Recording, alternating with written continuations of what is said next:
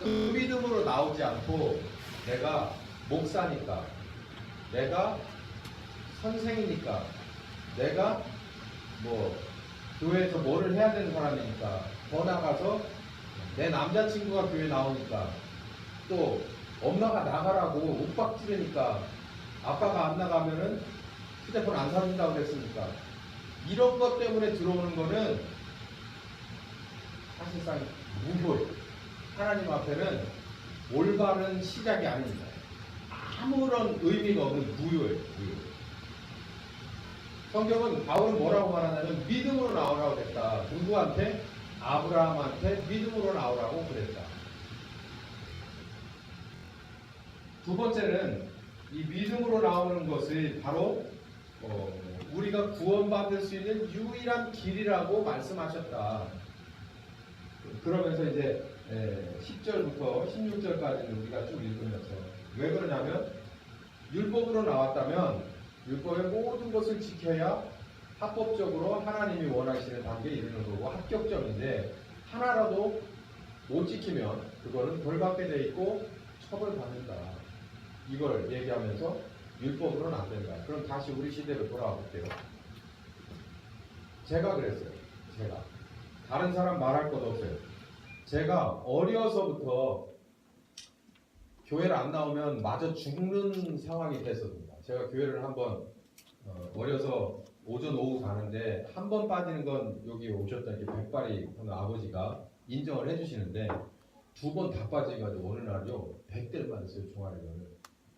그래가지고 제가 그때 확실한 게 하나가 바뀐 게 뭐냐면, 교회 안 오면 맞아 죄지겠구나. 그래가지고 그 다음부터 교회 절대 안 빠지는 걸로 돼 있어요. 팍 바뀌었단 말이에요. 그러니까 무엇으로든 간에 교회라고 하는 문화권과 울타리를 벗어날 수 없는 게 율법 신자라고 그랬잖아요. 그 율법 신자 가지고 예수가 그리스도인 것을 어떻게 받아들여요? 예수가 그리스도인 것을 안 받아들이면 너 200대 때려? 그러면은 받아들인다고 말은 하지만 마음으로도 그래 맞아 그렇다고 억지로 제가 고백을 하고 마음으로도 그래 하고 쇠뇌하겠지만, 뭐는 안 되냐면 성령께서 제게 오실 수도 없을 뿐만 아니라 거듭나지도 못하고 성령께서 오시지도 않고 회개도 안 될 거예요. 그러고 나서 성령님과 함께 하나 돼서 삶이 예배가 되는 삶을 살 수 있겠냐? 없어요. 그러니 뭐 율법에서 아무것도 아닌 거예요. 교회만 왔다 갔다 한 거예요. 그리고 신학교 가라니까 신학교 갔고, 그리고 또 아내 만나가지고 목회한다고 거짓말 사기 결혼해가지고서 그러고 사는 거예요. 네. 그러다가 제가 대학원을 다니고 나서부터 제대로 된 말씀 앞에 서서 복음을 듣고 그 복음이 뭔지를 알고 거기서부터 광야를 걷죠. 그리고서 여러분이 보시는 대로 아시는 대로 우리 교회가 세워졌습니다. 제가 그 광야를 걷고 그 광야에서 여러분이 저에게 오셨고 우린 여기까지 지금 있는 거예요. 율법으로는 안 된다. 아무리 잘 키워서 신학교 신대원 나와서 유학을 보내서 학위를 받고 리더십을 배우고 큰 교회에서 좋은 목사님한테 잘 수련을 받고 하는 어느 교회에다가 넣어줄 수는 있을 거예요. 또 인맥 좋은 데서 누군가가 밀고 추천서 써주고 막 여러 가지 공작을 펼쳐서 그 사람을 거기다 넣을 수는 있겠지. 그러나 성경적으로 볼 때 하나님은 아세요. 율법에 있는 사람인지 믿음으로서 제대로 걸어온 사람이세요. 그 나중에 가서 세마디가 복잡한 거예요. 그건 제가 모릅니다. 저는 하나님 앞에 가면 다 있겠죠. 옳고 그름에서. 그러니까 우리 교회가 또 우리 목사들이 특별히 회개해야 될 일은 성경으로 돌아가잖아요. 성경으로 돌아가자는 게 그 구호에 그치는 게 아니라 성경으로 돌아가서 정말 복음이 무엇이 복음인지를 심각하게 아무것도 모른다고 생각하고 다시 성경에서 찾고 기도로 찾고 성령님의 주시는 감동으로 올바른 토대에 서면 저는 된다고 봅니다. 말씀이 하시니까. 그런 마음으로 지금 갈라디아서를 얘기하고 있는 거예요. 세 번째는 어떻게 얘기했죠? 율법은 아브라함과의 약속, 그러니까 믿음으로써 너는 의롭다. 또 내가 믿음으로 네가 나의 보낼 메시아를 믿음으로 너에게 내가 자손을 줄 거다라고 약속하신 그것보다 율법은 헌친 뒤 430년 뒤 얘기다. 이 얘기를 바울이 한 것은 뭐 때문에 그 얘기를 했느냐면 율법을 주신 이유가 믿음으로라고 하는 약속 이후에 430년 뒤에 나온 것이기도 하지만 그 주신 이유는 믿음이라고 하는 약속, 그리스도에 대한 약속이 이루어지기까지의 이 텀이 있기 때문에 그 텀 동안에 우리가 벗어나지 말아야 할, 그리스도를 기다리는 사람들이 벗어나지 말아야 할 울타리를 준 것뿐이다. 그래서 큰 범죄 짓지 말고 넘어가지 말라고 요 정도 안에서 자유를 누리면서 그냥 기다리고 있어라라고 준 게 율법이지, 그 안에서 생명을 찾을 수 있을 것이라면 아브라함과의 한 약속은 없어져야, 폐기돼야만 맞는 것이다. 그리고 너희들이 실질적으로 율법 앞에서 너희들이 알아야 될 건, 제가 가끔 설교 시간에 얘기했죠. 저 전도성 시치 때 어떤 목사님이 비범하게 질문을 하나 하셨다고. 구약은 어떻게 봐야 하는가? 혹시 답을 아세요? 전사 시치 받을 분 요 앞에 앉아 있으니 구약은 어떻게 봐야 됩니까? 구약은 하나님이 왜 우리에게 주셨어요? 율법은. 바울이 로마서에서 그랬죠. 우리의 죄를 깨닫게, 우리가 죄인이라는 것을 알으라고 법을 준 거다라고 했죠. 그 이상도 그 이하도 없어요. 지금 바울이 그 얘기를, 로마서에 했던 얘기를 다시 리뷰하고 있습니다. 그래서 뭐가 중요하다? 그리스도에 관한 믿음이 중요하다. 그것은 뭐냐? 하나님 앞에 나가는 게 율법으로 나가는 것 가지고 하나님 앞에 온전하게 나갈 수 있는 시작도 아닐 뿐더러 믿음으로 나가서 예수가 나를 위해서 대속하셨다라고 하는 믿음으로 나가서 하나님 앞에 올바로 섰다고 하더라도 다 끝난 게 아니라 이 고개를 넘어서 다음 고개, 약속하신 무엇? 성령님과 하나 되는 데까지 이르게 하기 위해서 거기가 그 하나 되면서 거기가 뭐가 이루어지는 거예요? 우리의 죄 문제로부터의 해결이 거기서 이루어지니까. 그러니까 예수를 믿음으로 마음으로 받아들이고 입으로 시인하는 것은 시작에 불과하다는 얘기고, 하나님 앞에 올바른 관계로 시작하는 시작일 뿐이고, 이 시작에서 더 넘어가서 하나님이 궁극적으로 원하는 단계는 성령께서 오셔서 올바로 나의 주인이 되셔서 나를 좌우하시고 1년 365하루 24시간이 모두 예배인 삶이 되게끔 하시는 데까지가 바로 믿음이 필요한 이유고 율법이 있는 이유고 예수님이 오신 이유다라는 거예요. 그 얘기를 지금 하고 있는 겁니다. 그러니까 이 중요한 얘기는, 여기서 우리 21세기의 교회, 우리 이 한국의 교회는 정신을 똑바로 차려야 될 게 뭐냐면, 우리 이렇게 생각하잖아요. 로마서 10장 10절 마음으로 믿어 의에 이르고 입으로 시인하여 구원을 얻습니까? 근데 이 바울은 뭐라고 말하냐면 시작이라고 말해요.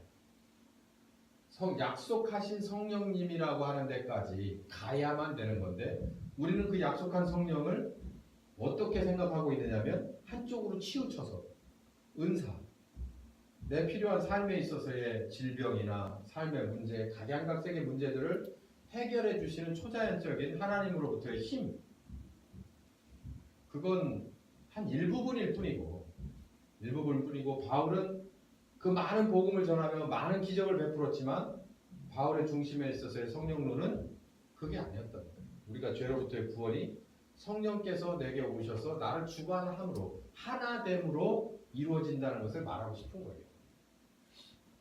자, 그러면 이제 바울 선생께서 이제 오늘 본문으로 다시 이렇게 돌아오면은 여기 이런 얘기 하나를 합니다. 우리 본문 23절부터 이거지. 24절 보면 이같이 율법이 우리를 그리스도에게로 인도하는 뭐가 됐다고요? 몽학선생이 나오고요. 몽학선생. 그리고 오늘 읽었던 본문의 맨 마지막 4장 6절께로 가면은 뭐라고 되냐면, 너희가 아들인 고로 하나님이 그 아들의 영, 이게 성령님이거든요. 보내주신 보혜사 성령입니다. 그러니까 제가 오늘 이 설교에서의 중점 키워드는 몽학선생과 성령이에요. 그러니까 이걸 이렇게 큰 틀을 잡아놓고 이제 여러분들께 바울이 하고 싶은 얘기를 이제 써보면은 훨씬 더 이해가 빠르겠죠. 할 얘기는 다 했어요. 이제 여기서 정리를 해보는 거예요.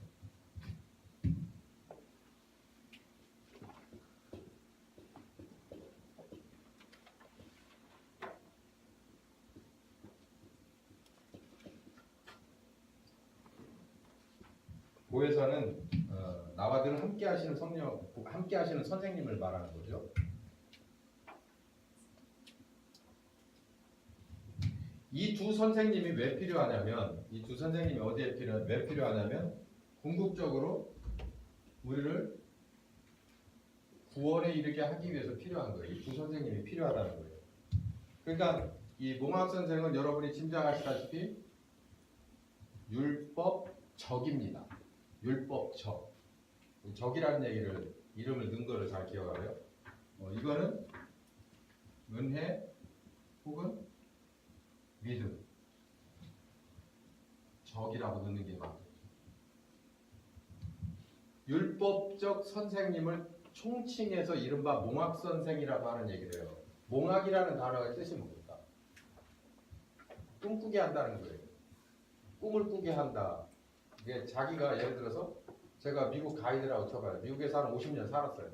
한 번도 안 가봤습니다. 여러분이 이번에 무슨 캠프를 미국으로 가시려고 그래요. 그럼 제가 와서 미국은 이렇습니다 라고 역사도 얘기해주고 뭣도 해주고 뭣도 얘기해주는 게 그게 바로 이 몽학 선생 격인 거죠. 선생님이에요. 말 그대로 먼저 살았고 먼저 가봤고 먼저 해봤던 사람이 가르쳐주는 게 바로 몽학 선생. 그러니까 이건 특징이 뭘까요?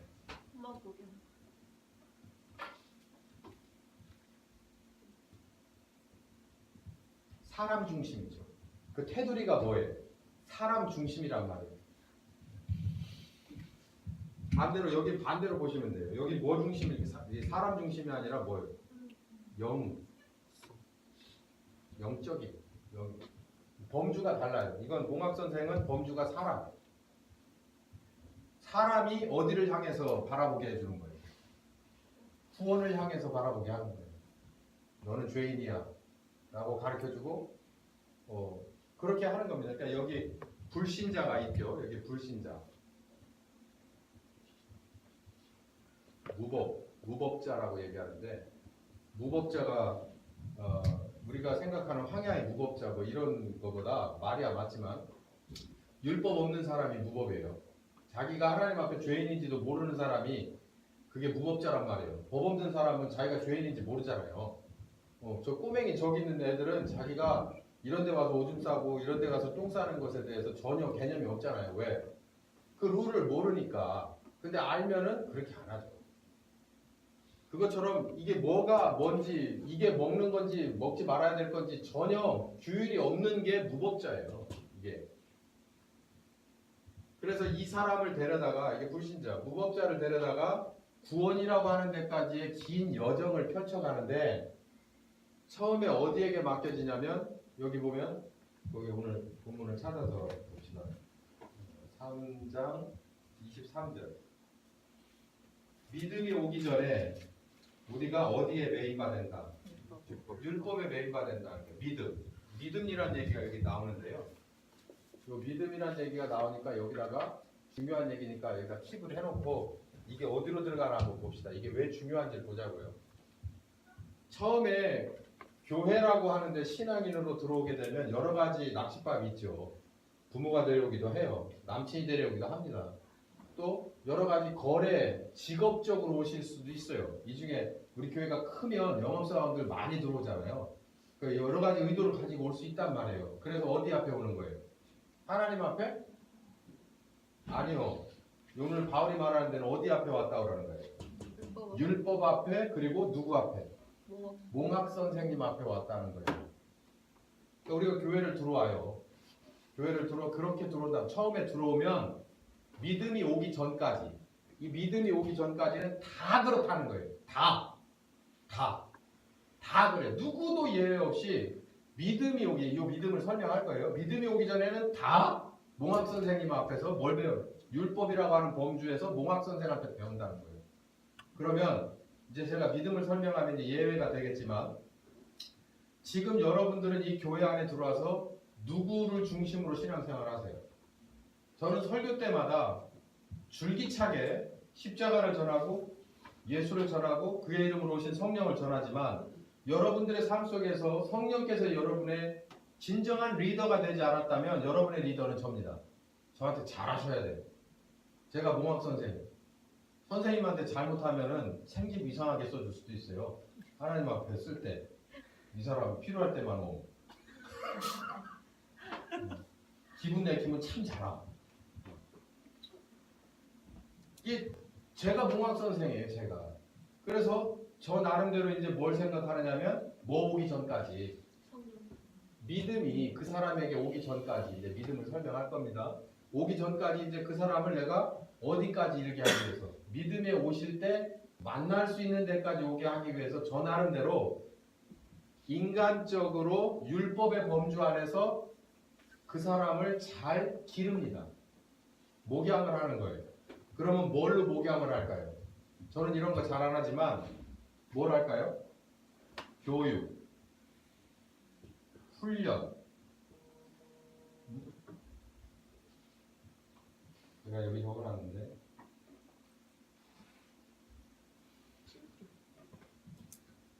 멘토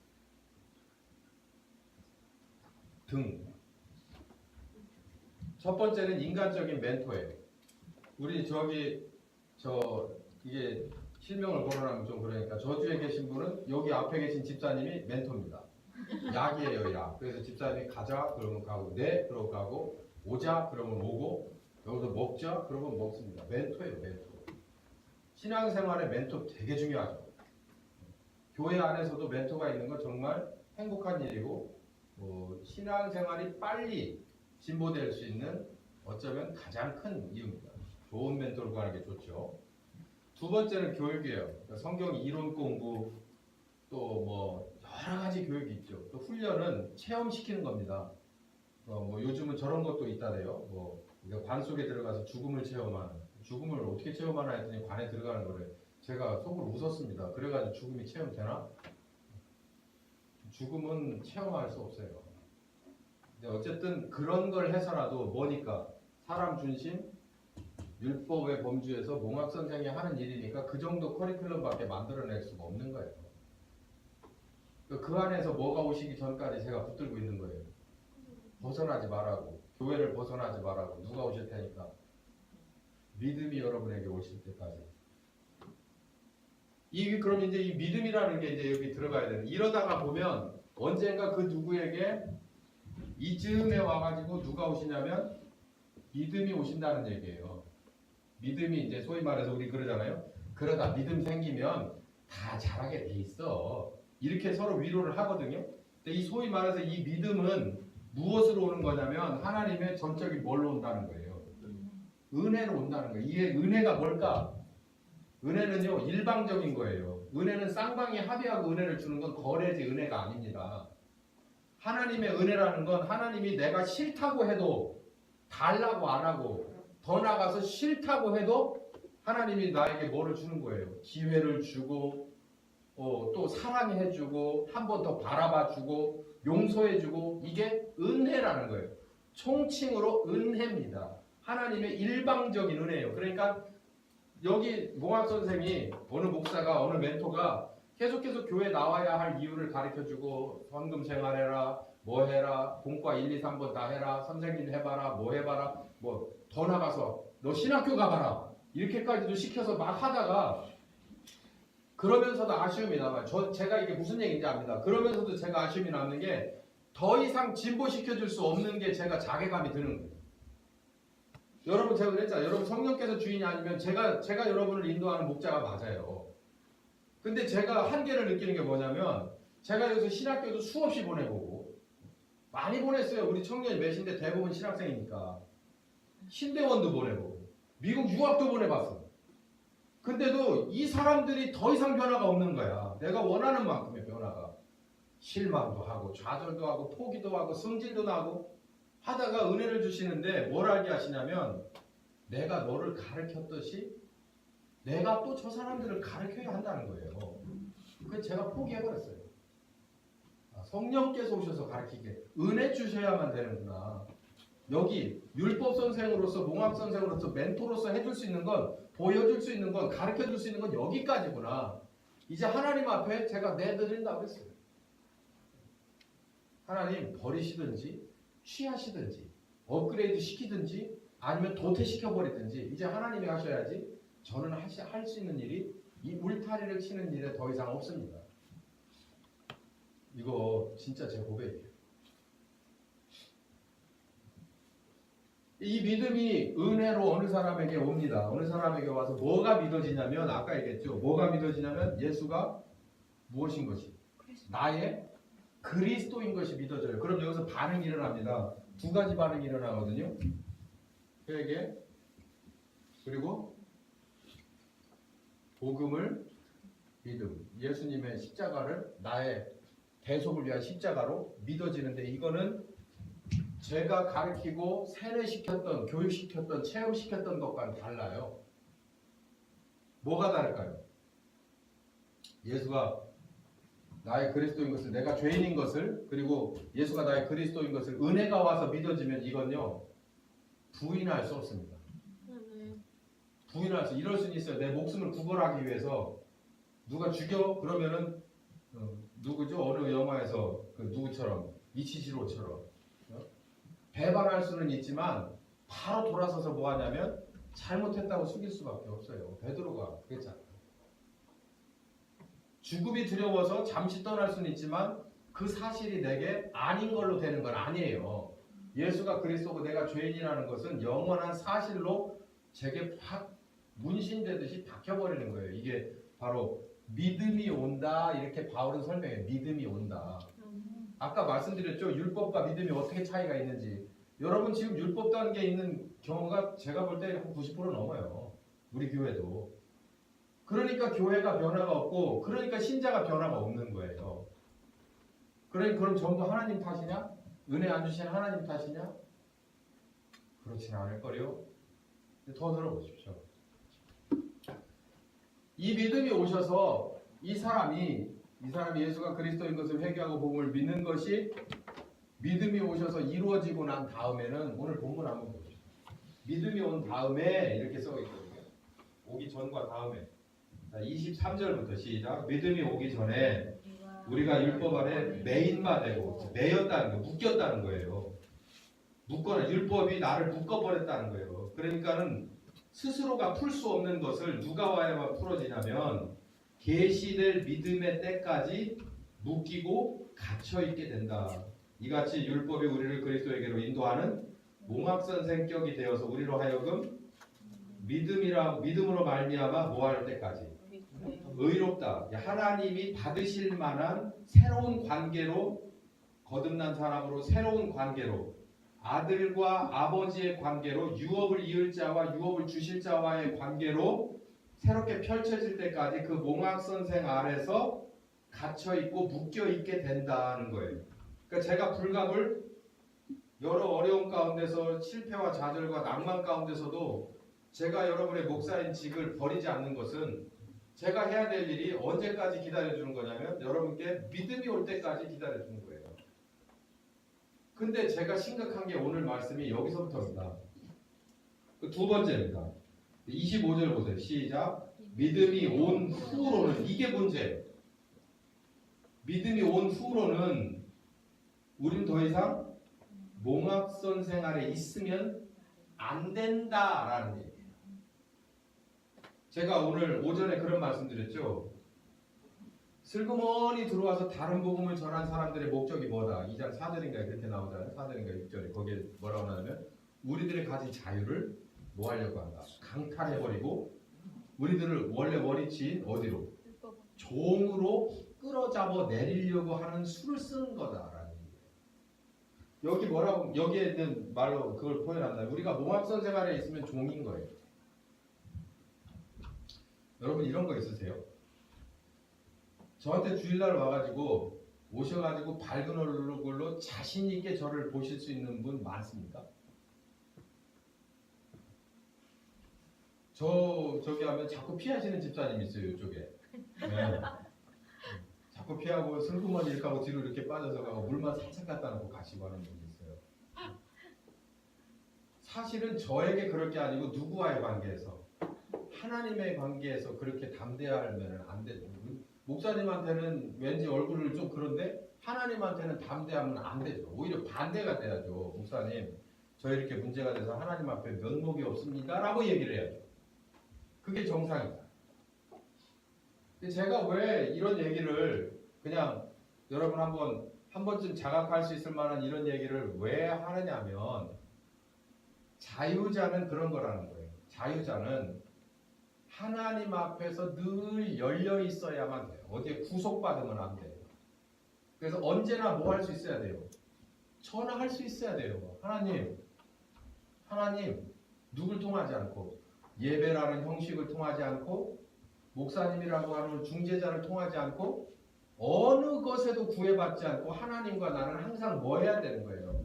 치통전화가 열려 있어야 돼요. 하나님 힘들어. 어려워. 화가 머리끝까지 났어요. 이걸 도와주시지 않으면 안 돼요.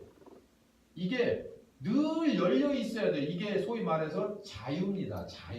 자유는 방종하고 달라요. 아무거나 할 수 있어서 하는 게 아니라 하나님과 나 사이에 막힌 게 아무것도 없는 것을 말하는 거예요.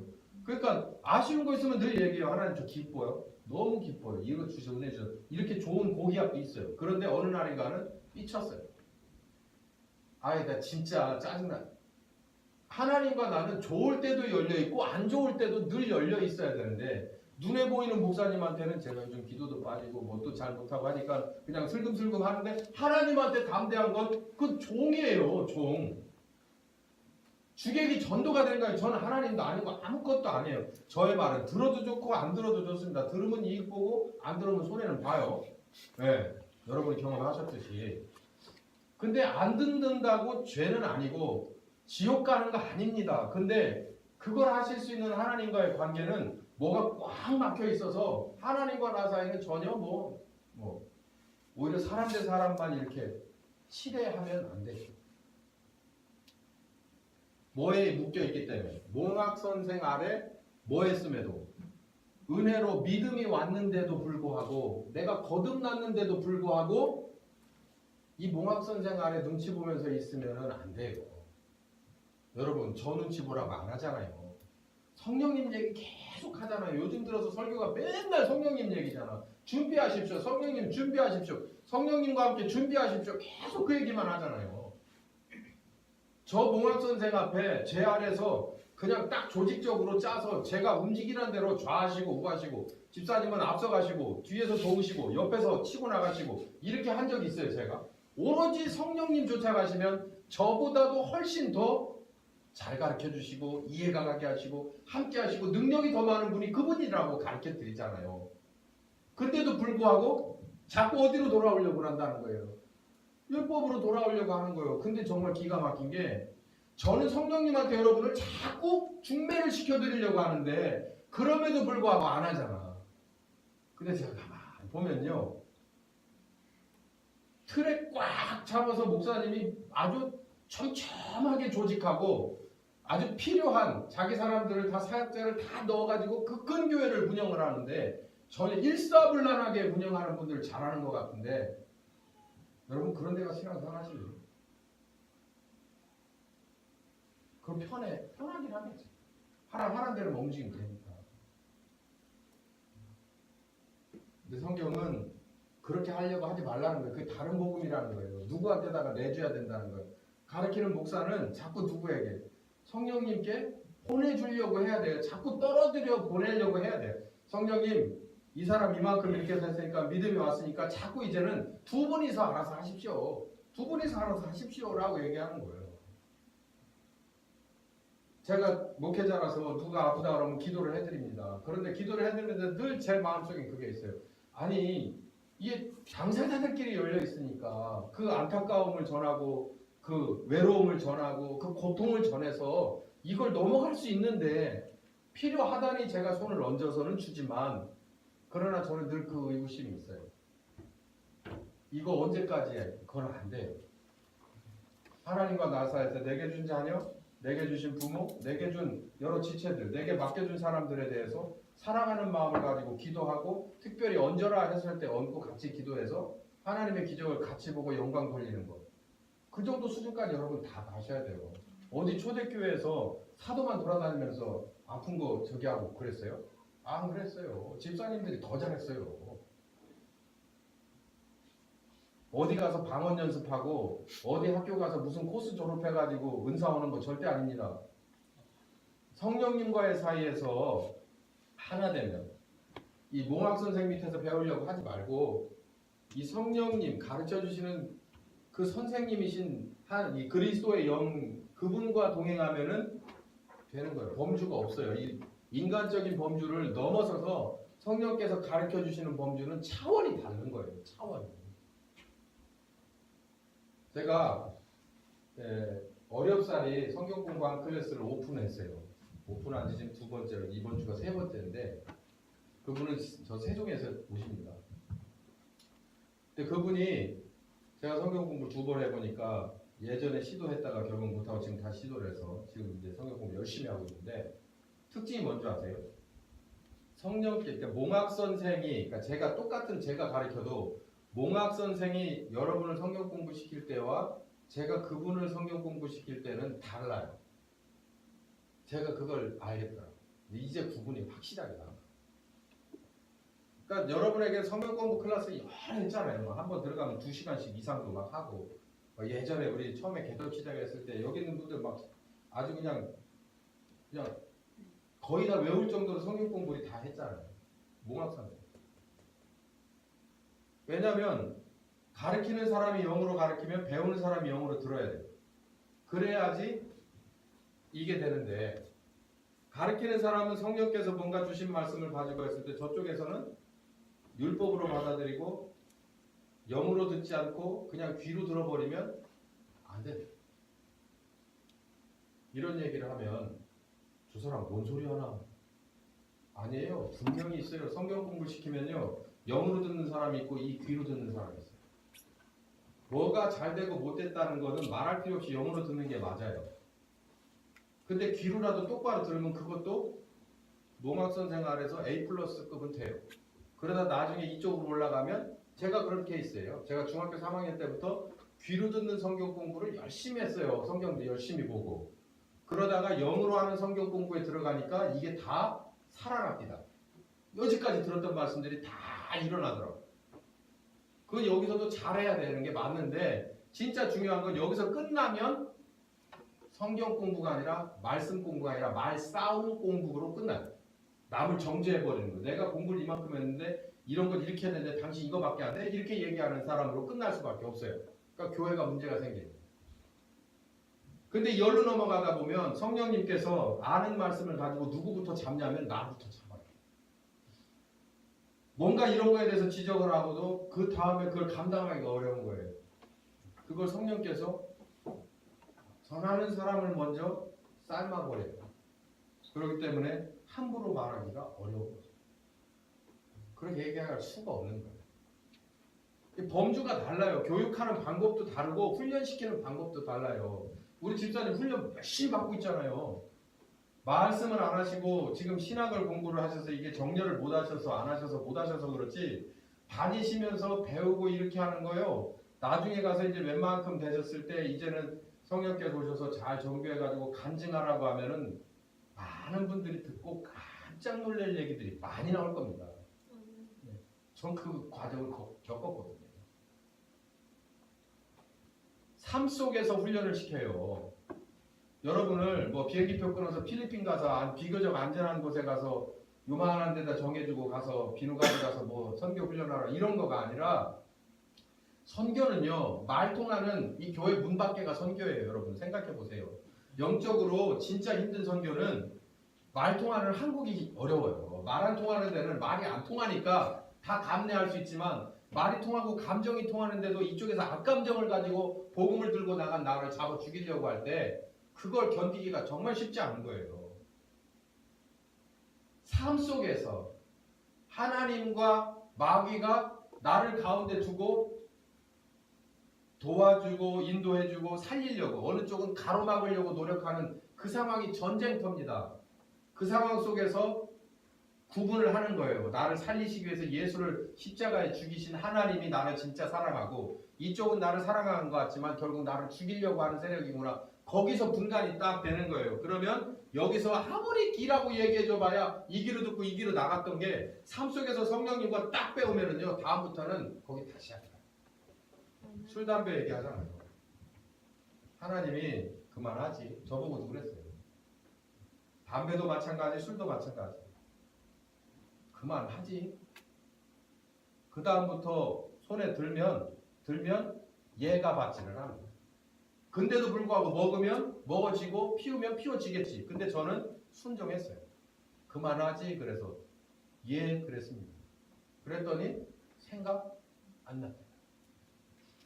제가 동의해야 돼요.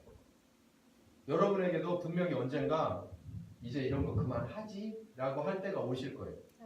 그러면 순종해야 됩니다. 제가 오늘 유건이 붙잡고 기도를 해줬어요. 순종하는 유건이 되게 해달라고.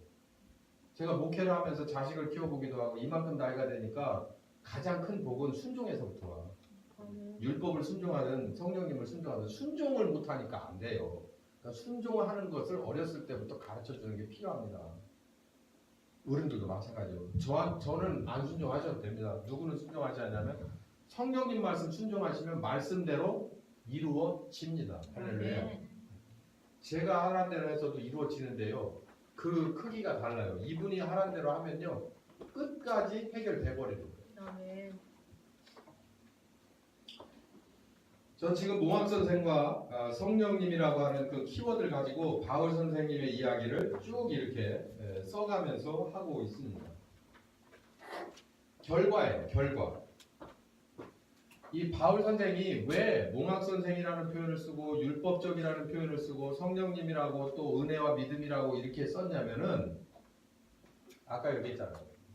불신자를 데려다가 이 구원에 이르게 하는 긴 여정 가운데서 율법의 범주 안에서 사람 중심의 몽학 선생격인 이 안에서 결국은 키워낸다, 못 키워낸다? 못 키워낸다. 자, 그 말씀을 찾아. 우리 4장 5절 4절부터 읽읍시다. 4장 4절 시작. 때가 차면 하나님이 그 아들을 보내사 여자에게서 나게 하시고 율법 아래 나게 하신 것은 율법 아래 있는 자들을 성량하시고 우리로 아들의 면을 얻게 하려 하심이라. 자, 여기 하고 요걸 그대로 놔두고 어디로 가냐면 히브리서로 넘어가세요. 히브리서 2장으로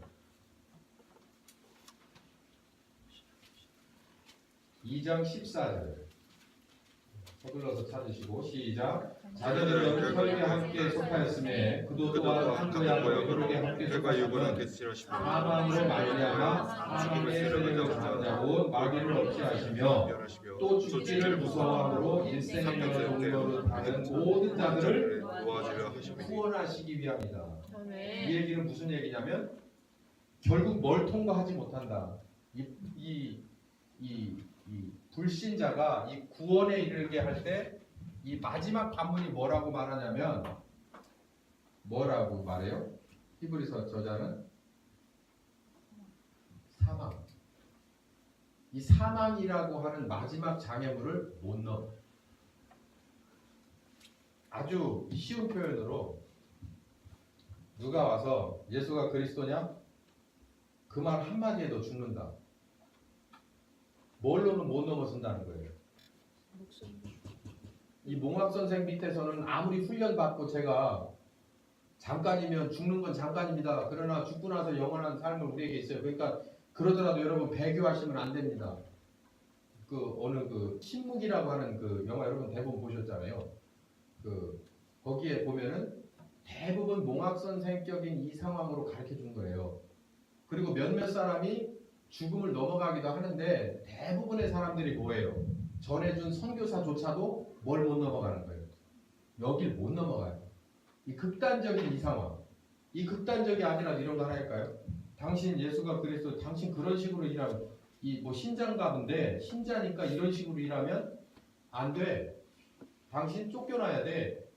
아주 좋은 일자리인데 그것 때문에 열심히 공부했고 기대하는 사람들이 많고 축하해준 사람들이 많은데 제가 그 위치까지 올라가는데 어려웠는데 그 많은 사람들의 그런 정말 존경스러운 눈초리를 이제 모두 다 감당하면서 제가 이 자리를 버틸 수가 없고 옳지 않은 것이라서 결국은 쫓겨날 수밖에, 스스로 사표를 쓸 수밖에 없는 상황이 됐을 때 어떻게 할 거예요?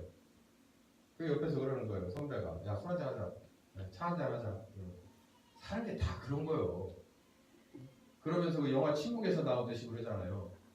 나도 처음에는 많은 사람들에게 순교를 강요하고 나도 죽으려고도 했었다. 그러면서 뒤에 젊은 선교사를, 후배 선교사를 꼬시잖아요. 그냥 너 하나 눈 질끈 감으면 이 수많은 사람들이 산다. 너 때문에 저 사람들이 저렇게 죽어가고 있는 거다. 그러니 오히려 네가 눈 한번 질끈 감고 사진을 발로 밟고 배교해버리면 저 사람들에 대해서 탄압하지 않는다. 그 영화를 한번 다시 생각을 해보세요. 제 얘기 거기 나옵니다. 그 스토리가. 그랬을 적에 야가 고민하다가 결국 뭐예요? 폐교해버리잖아요. 그 뒤에 결과는 여러분이 더 아시다시피 더 조여오죠. 더 조여와요. 원래 그래, 마귀는 하나 뒤로 물러서면요 10발 뒤로 물러서달라 그래요. 한 발 절대 안 보는데 너 나 죽으면 죽는다 그러고 하면은 그 다음이 없습니다. 거길 방어해내는데 한 발 뒤로 물러서서 타협하자? 그럼 그 다음번에 뭐라 그래요? 10발 뒤로 물러서달라고 하는 거예요. 그 마귀예요. 하는 짓이. 여길 못 넘어간다는 거예요. 여길.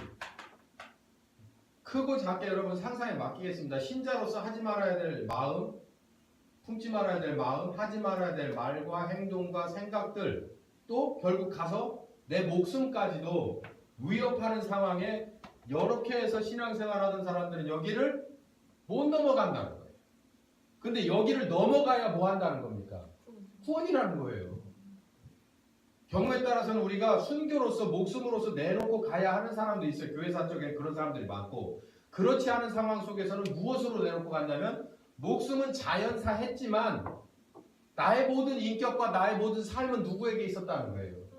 재물도 자식도 목숨도 내 마음 모두가 다 하나님 거였다. 하나님의 나라와 하나님의 의를 위해서 다 던져버린, 놓아버린, 들여버린 삶이 됐다라는 거죠. 교회는 굉장히 과격한 공동체입니다. 부드러운 것 같지만 절대 물러서지 않아요. 뭐 하더라도, 죽더라도 물러서지 않아요. 거지 새끼가 되더라도 물러서지 않아요. 부자로 살다가 하룻바닥에 땅바닥에 처박혀 텐트를 쳐야 될 상황이 된다 하더라도 버릴 수가 없는 거예요. 타협할 수가 없는 거야. 반성해봐야 돼요. 회개하자고 어느 목사님이 얘기하셨어요. 회개해야 돼요. 어디서부턴가 가만히 봤더니 복음의 시작이 그 어마어마한 순교와 헌신의 피가 있었다면 진행이 잘못됐단 말이에요. 진행이. 다른 복음이 들어와 버려서 이런 얘기를 들으면 생소한 거예요. 제가 다른 얘기 하는 게 아니잖아요. 바울 선생의 그 눈 시퍼렇게 뜨고 이만큼 핏대 올려가면서 눈이 충혈될 만큼 감정이 격해서 하신 말씀을 전 그냥 담담하게 읽어드리는 것 뿐이지 않습니까? 근데 여긴 넘어가게 한다는 거예요. 여기는. 제가 굳이 누구냐고 말할, 이 글을 쓴 바울 선생도 마지막에 에베소 교회 장로들과 함께 그 눈물로 이별하는 사도행전 21장이니까 그 장면을 한번 머릿속에 그려보세요. 선생님, 목사님, 스승님, 예루살렘으로 가시면 안 됩니다. 거기 가시면 어쩌면 순교하실 수도 있어요. 목숨이 위태롭습니다. 바울이 뭐라고 하세요? 하나님이 내게 맡긴 사명, 곧 은혜의 복음을 전하는 데에는 내가 그 어떤 것들 꺼리기는 있겠느냐. 그래서 거기에 뭐라고 말하냐면 모두가 다 같이 물었다고 했어요. 그렇지만 서로 격려하고 보내주었다. 무엇 때문일까요? 성령 하나님 때문이죠. 예수님이 십자가를 앞에 놓고 겟세마네 동산에서 기도합니다. 예수님은 인성을 가진 우리와 똑같이 두려움이 있었고 공포 있었고 너무 어려운 일이 많이 있었어요. 그래서 기도하는데 막 이게 떨어져서 핏방울 같이 된 거예요. 얼마나 소위 뭐 제가 이런 불경스러운 표현이다 용을 쓴 거지. 그걸 견딜 수가 없어. 그 공포와 그 여러 가지 힘들고 어려운 감정들이 막 격해져서 이 땅구멍이 열대로 열려가지고 막 피가 쏟아져 나오듯이 또 어떤 분에 의하면 모세혈관이 진짜 터졌을 것이다라고 얘기합니다. 얼마나 힘들었겠냐는 것을 반증하는 거죠. 그러다가 내 뜻대로 마십시오. 아버지 뜻이 언제나 우선이십니다. 라고 아들의 위치로 돌아왔을 때 누가 와서 힘을 줬더라? 천사가 와서 힘을 줬더라. 그리고 십자가를 지셨습니다. 마찬가지로 누가 와서 힘을 도와요?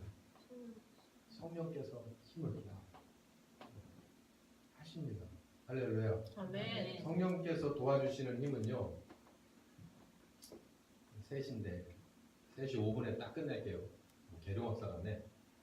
애들 다루듯이 5분에 끝나 막 이러면 애들이 또 딱 듣거든. 그러면서 10분 되고 막 그래요. 성령께서 도우시는 건 이런 게 아니에요. 목사님 좋은 일 있을 거예요. 같이 기도합시다. 그건 하나만 한 소리예요. 하나만 한 소리. 누구에게 부탁할 것도 없어요. 물론 율법 아래 있을 때는 목사님한테 떼어오죠. 멘토한테 떼어가요. 그래서 힘들어요. 어려워요. 그럼 같이 기도하고 이게 얼마나 좋은 성도의 교제입니까? 근데 그렇다고 뭐가 돼? 제 경험상 성령께서 저를 도우실 때는 누구도 개입할 수 없습니다. 누구도 개입하지 않아요. 할 수도 없고 하려 들지도 않습니다. 부모도 안 해요. 자식도 안 되고 아내도 안 됩니다. 저 혼자만 달그란히 남겨져 있을 때 그냥 벌거벗은 채로 나의 잘못된 모습, 나의 없는 모습 이 모든 것이 다 그냥 그대로 하나님 앞에 노출돼 있을 때 그 하나님이 내게 오셔서 나와 함께 하시게 됩니다. 이거는 정말 경험자만이 공감할 수 있는 얘기예요. 그러면 고백이 나오죠. 솔직하게. 누구만이 나의 하나님이라는 거예요. 하나님만이 나를 도우시고 하나님만이 지존이시고 하나님만이 온전한 사랑이시고 하나님만이 은혜의 주님이라는 거예요. 이제 임신하신 분도 잘 들으셔야 돼요. 분만실에서 아무도 도와줄 자 없습니다. 네. 전혀 도와줄 자 없어요. 저는 아기 낳아 본 적이 없지만 왜 하와에게 아기 낳으라는 걸 하나는 몰라도 남편도 못 도와줍니다. 아무리 머리끄댕이 잡아도 소용없어요. 그런데 안 아픈 게 아니에요. 그리고 들어가지 마세요. 피하세요. 그때 혼자 놔두라고. 하나님과의 사이가 뭔가 가까워지게. 네. 어쨌든 하나님과의 사이만 낼 때 제가 볼 때는 여성으로서 가장 정말 좋은 타이밍이 바로 그때인 것 같아요. 하나님과의 사이가 확실하게 둘만의 사이가 될 때. 그때 이런 소리도 나오죠. 하나님 살려주세요. 안 나오겠어요? 제 안에는 이렇게 뭘 맞고 나서 그런 소리 안 하는 것 같아요. 그걸 안 아픈 것 같은데 예. 아프게 나면은 하나님 살려주세요. 도와주세요. 그러고 나서 아기를 낳고 나면 다 잃어버리더라도 뭐는 제 경험상 제가 아기를 낳아보진 않았지만 그 가운데 툭 떨어져가지고 저가 하나님께로만 하나님과 나 사이에 채널이 열렸을 때 그 과정을 극복하고 나서 절대로 거짓말할 수 없는 건 뭐냐면 누가 도우셨다. 하나님이 나를 도우셨다. 네. 성령께서 가르치죠. 미국에 있는 애들도 엄마도 할 수 없어요. 변호사도 할 수 없어요. 업주도 할 수 없어요. 목사님도 할 수 없어요. 누구만? 하나님. 남편 어떡하고 애기 어떡합니까? 또 이 뱃속에 있는 녀석은 어떻게 합니까? 하나님이 도우셔. 야고. 엄마 의지하고 아빠 의지하고 살다가 어디? 루스라고 하는 곳에 어느 그 움풍진대에 앉아가지고 밤을 새울 때 하나님으로 아버지를 인도하셨던 하나님, 할아버지를 인도하셨던 하나님 누구의 하나님 되주십시오? 나 좀 살려주십시오. 그러면 네. 제가 죽을 때까지 뭘로 모시겠습니까? 하나님으로 받들어 모시고 11조를 드리겠습니다. 아멘. 하나님이 하십니다. 네. 갈라디아 교인들은요 잘못됐어요. 제가 봐도 바울 선생이 욱할 수밖에 없고 욱하지 않았다면 그들은 잘못된 길로 많이 갈 수밖에는 없을 거예요. 그래서 바울 선생께서 혼내시는 글을 오늘날까지 남기신 건 오늘날의 우리나라의 혹은 이 시대의 교회들을 위한 경종을 울리고자 하는 성령님의 계획이 아니셨나 저는 이렇게 생각합니다. 유명한 목사님이 운을 떼셨습니다. 교회들이요 이제 이렇게 있어도 되겠습니까? 우리 같이 잘못된 건 회개하고 다시 바로잡아 하나님 앞에 올바로 서십시다. 그건 비단 이 위기뿐만 아니라 저는 더 하나 더 붙여서 정말 우리 교회에 또 복음적으로 부족했던 점을 반드시 바로잡고 쓰러져가는 십자가를 온전히 세워서 부활하신 예수님을 증거하고 부활하셔서 구원하시는 성령님이신 것을 증거해야 되는 때가 바로 지금이라고 생각합니다. 아멘. 여러분 고로 2017년에 우리 교회에서 준비하라고 하신 성령님의 음성을 그냥 제가 만들어낸 얘기가 아니라 성령께서 분명히 주신 영감으로 저와 여러분이 나누어 가졌습니다. 이제는 맡겨졌어요. 우리에게 준비돼야 돼. 성령님과 더불어서 계속 준비돼서 여러분은 어디에 서 있어요? 이 시대에 이 교회에 어디에 서 있어야 하나? 또 우리 교회는 이 시대에 어떤 역할을 해야 되나를 분명히 파악하는 올해가 되길 바래요. 아멘. 그럼 내년부터라도 쓰실지 누가 압니까? 그래서 오늘 준비하라 했으니까 이번 연도는 계속 준비하라는 얘기만 해야 돼요. 저는 그때마다 본문을 달해주시면서 봐라 그러니 준비해야 되지 이러니까 안 하면 되겠느냐라고 말합니다. 특별히 오늘 이제 또 다음 주까지 이제 뭐 단기 혹은 장기적으로 교회를 떠나는 사람들이 있어요. 이렇게 여러 케이스 우리는 떠나보내기도 하고 저렇게 돌아와서 다시 자리를 잡기도 했습니다. 근데 정말로 몽학 선생으로서 제가 부탁하는 건 우리 여기를 떠나버리면 뭐 유튜브 보고 아빠 설교 뭐 유튜브 보고 목사님 설교 그러지 마세요. 보세요. 보시면 여기 생각이 나고 기억이 나겠지만